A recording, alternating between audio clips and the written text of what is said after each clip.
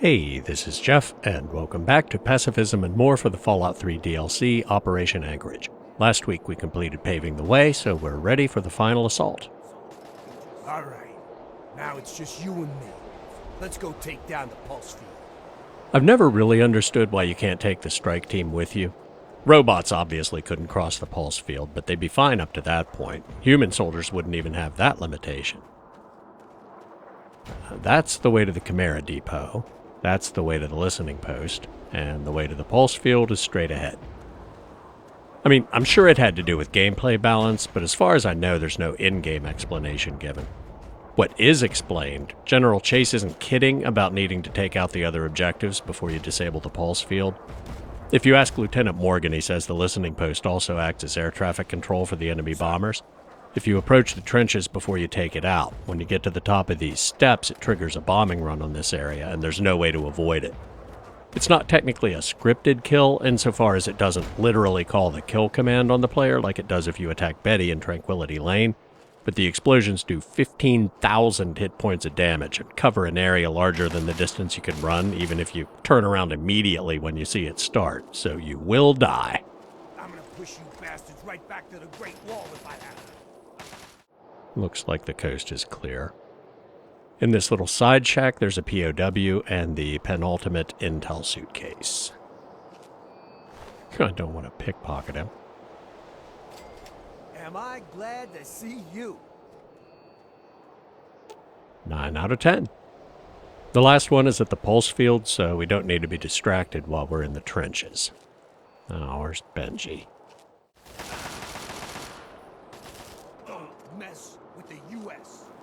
If you took out the listening post, but not the Chimera Depot, when you get to this point, there will be several Chimera tanks up on that ridge, up there.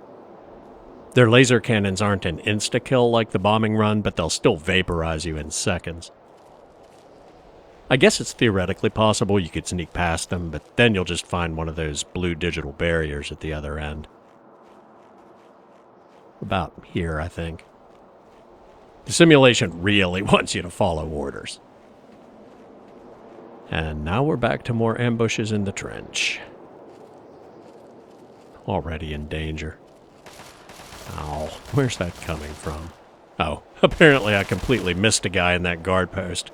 Benji?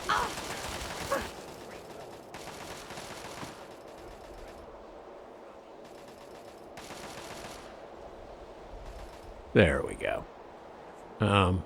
Actually, I'm going to go back to that health dispenser before we push forward. In this section of the trenches, basically, if there's something you can hide behind, assume there's something hiding behind it. There. Yeah, that's a little trick the game uses so you don't see an ambush a mile away on the compass.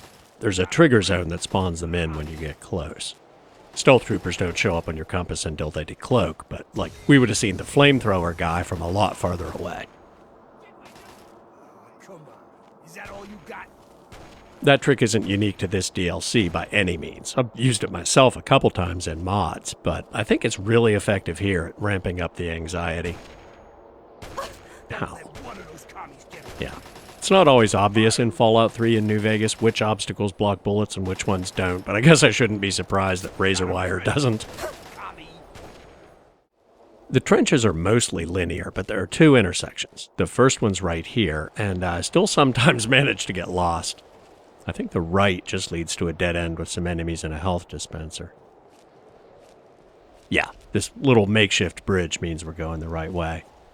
And there are usually guys on top of it. Over there! Over there! Get him! Plenty more where this came from. Yep. In fact, hide under it. Benji might struggle because of the angle, but if we hug the wall, maybe we can just ignore him. And this time I think turning right is the right way, but there's always a missile launcher down to the left, and I don't want to get shot in the back with that. I'm going back to the health dispenser. Maybe when we get back, Benji will have taken care of all that.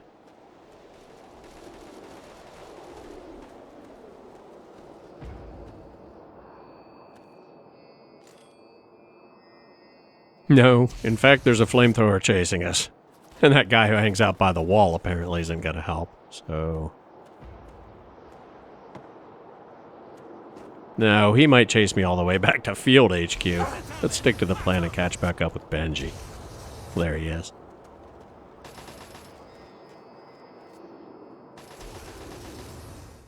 Dude!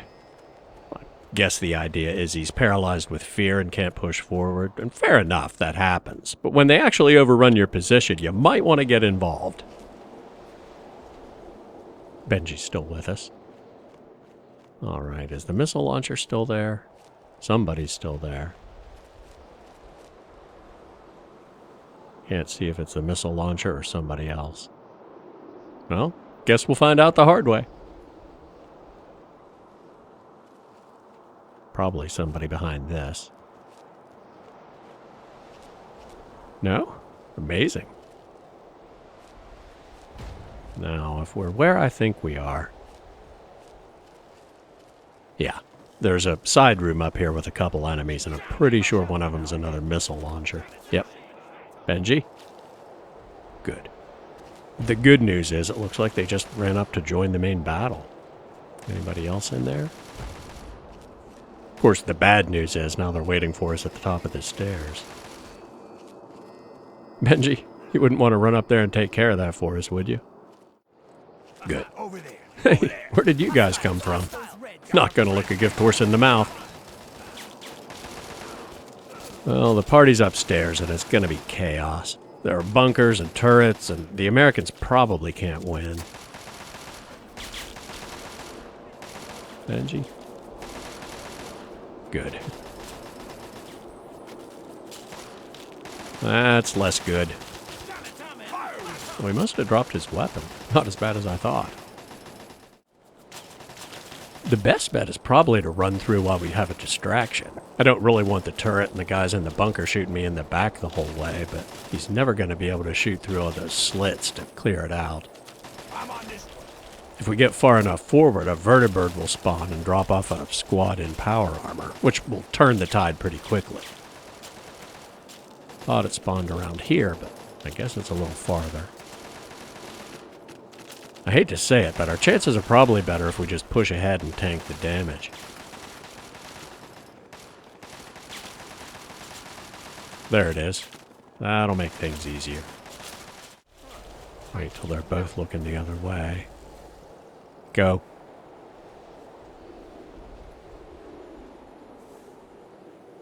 That worked.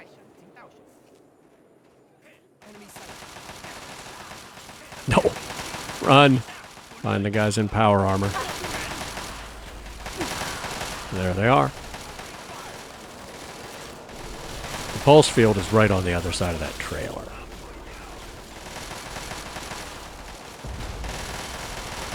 Dude, I need this cover more than you do. Don't draw them over here. Fine. There's a health dispenser in one of these buildings. Yeah, right there. We didn't get shot up too bad, but it's not over yet. In fact, with a full health bar, the best thing is probably just make a dash for the pulse field. Let him clear out a couple of these guys and then go. Yeah, I think we're good at this point.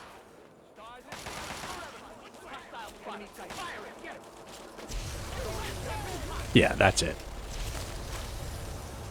Dude, friendly fire. No pun intended. Okay.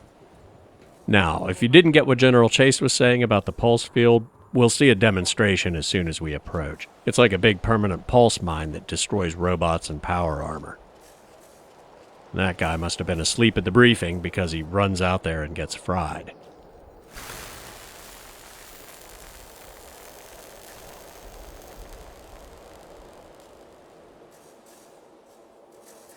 The rest of them will struggle to hit anything in that bunker through the little slits, but if we can sneak past, it really doesn't matter. Once we take the pulse field down, they can run up the hill and clear it out. We're going in and out of caution, but we haven't been spotted yet, so that's good. Yeah, I think we're home free at this point. I don't know where Benji went, but he'll catch up eventually. The control room for the pulse field is inexplicably on this side of the field and unguarded, but once again, won't look a gift horse in the mouth. The pulse field is harmless if you're not wearing power armor, and you can run out there if you want, but between the bunker and the laser turrets on the Chinese HQ, that's probably not a great idea. Anyway, not only is the control to shut down the pulse field in here, but it's also where we'll find the last intel suitcase. 10 out of 10. So we should get the covert ops perk. There's the whole pulse field, bunker, enemy headquarters, and that oil refinery. You really don't get to see much of it, just a little courtyard area. Push the button, Frank. And there it goes. This is Montgomery to Field HQ. We are go for the attack.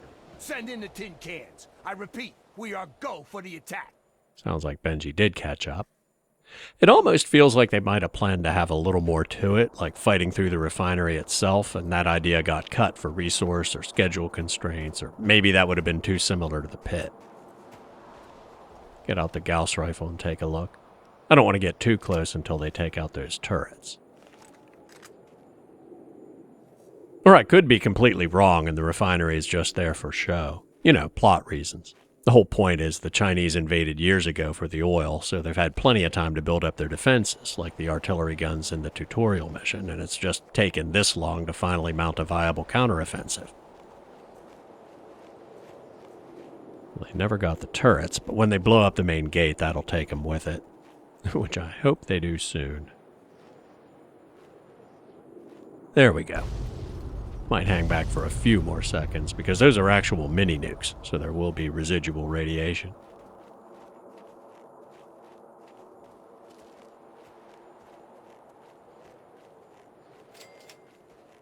Might be safe by now. Yeah. Now, there's a very hard speech check to get General Jingwei to surrender. With speech 100 and charisma 9, our chance should be somewhere in the 70s. If we fail, we have to fight him, and he's surprisingly tough. Depending on how many casualties his troops inflict on ours, we might have to resort to using the terrain to evade him while Benji chips away at his health. As soon as this cutscene of him executing a POW ends, he'll force greet us.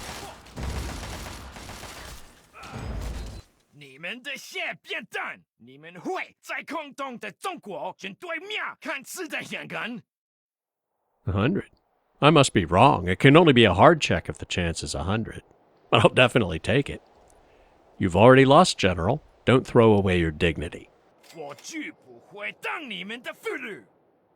So now he commits suicide rather than being taken prisoner.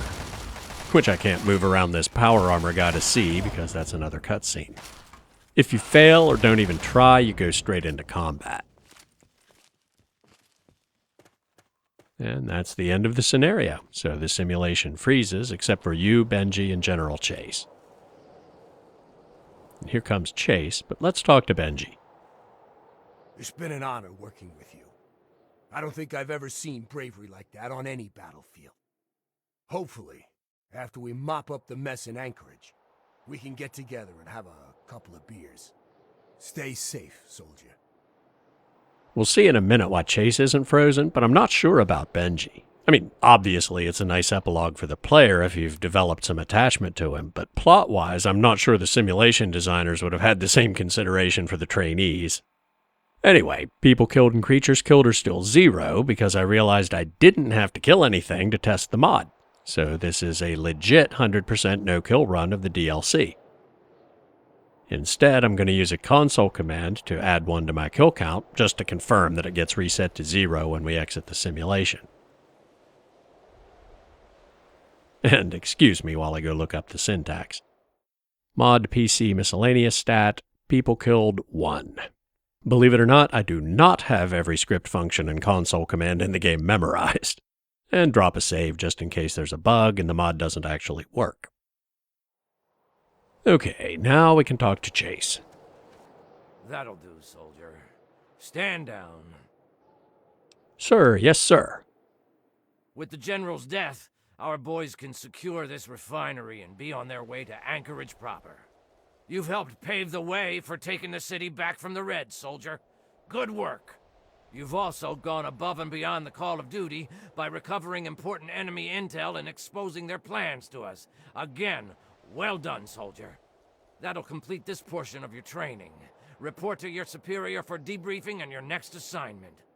Dismissed. You don't get the bit about recovering intel if you didn't find all 10 suitcases. And now we exit.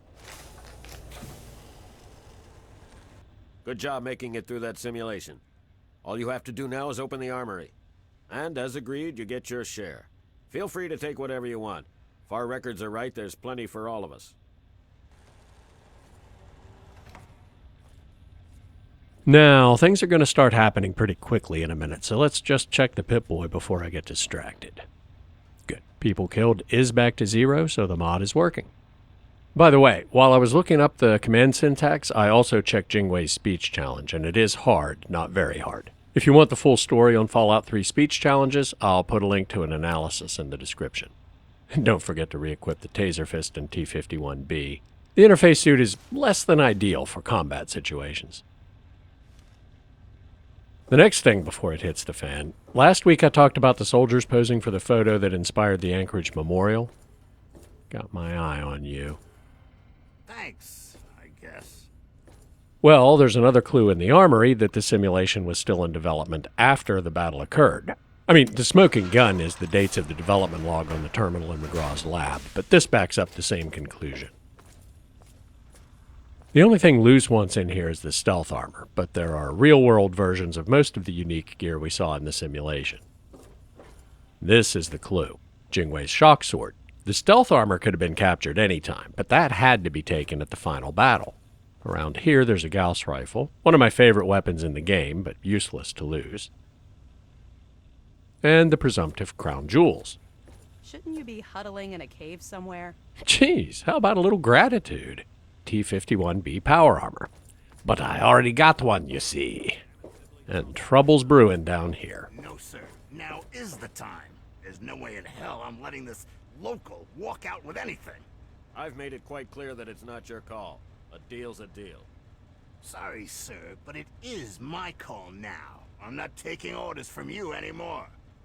Treason, Sibley. Really? You're not gonna get away with this. No, you're not going to get away with giving up the tech we risked our asses for. Burn in hell, traitor. I'll see you there.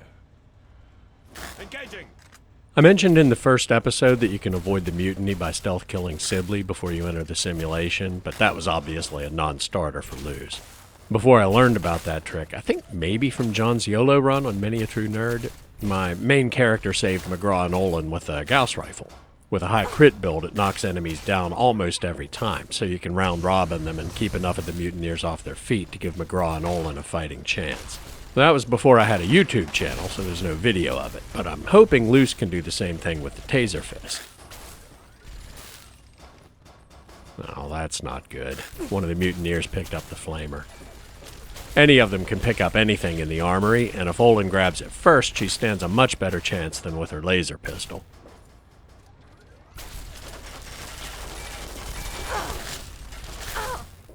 The biggest difference between now and then is that the Gauss rifle knockdown is just a bonus effect. It also does a ton of damage, while the Taser Fist doesn't do any. It'd be a lot easier to keep all these guys off their feet if you two would stick together. Looks like Olin bought it. Not really sure why Luz would try this hard to save her, considering how rude she was. Well, McGraw's cute, and she was another gun on his side. Well, right. If you were playing the When Will I Remember the Sim Reset My Hotkeys game and put your money on next time I get attacked, congratulations. If you didn't see Pacifism and More for the base game, Luce has the Black Widow perk, and she's kind of a flirt. In fact, there's a Black Widow option with Sibley if Morrill gets killed on the way to the outpost or you skip talking to him before you use the elevator, but we didn't, so we didn't get that option. There's nothing like that with McGraw, but it seems in character for her to want to help him out. And because she's friends with Kasdan, so she wouldn't want to see a mutiny in the ranks that might spread. Although, winners write the history books, so if it succeeded, Sibley could tell Kasdan anything he wanted, and if it was halfway plausible, he'd probably get away with it as long as he recovered the tech. That's actually not a bad plan. Ironic in this case, because while most players probably stripped the place clean, Luz really only wanted the stealth armor and would have been perfectly happy letting them have the rest. Oh, McGraw is not looking good. Hang in there, man. We're down to 2. Nah, they got him. We're out. At least he took Sibley down with him. Sadly, your companions can't come into the base with you, or that probably would have turned out quite differently. I think they wait at the top. They don't get automatically dismissed. I hope the Outcasts up here aren't hostile. I never left with any of the mutineers still alive before. Nope, Morill's still friendly.